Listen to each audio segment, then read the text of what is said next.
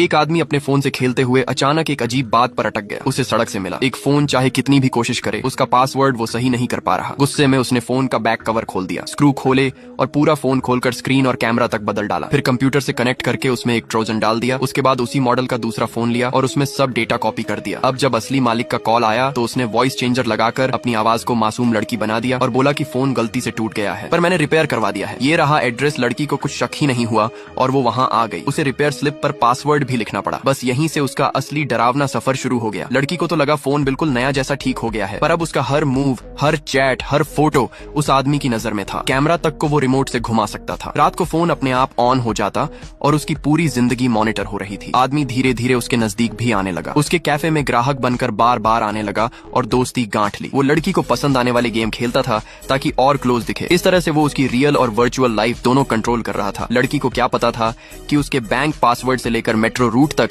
सब उसकी फाइल में लिखे जा रहे हैं। यहाँ तक कि उसके ऑफिस की सीक्रेट बातें और सोशल मीडिया के छोटे अकाउंट तक आदमी ने सब निकाल लिया। फिर उसके सबसे करीबी रिश्तों की लिस्ट बनाई और हर किसी को टारगेट किया। उसकी फाइल पर उसने 9 लिखा, यानी ये उसका 9वां शिकार था। लड़की का बॉस जो उसे प्रमोशन और इंक्रीमेंट दिलाने वाला था, उसके साथ की बातें भी रिकॉर्ड हो गईं।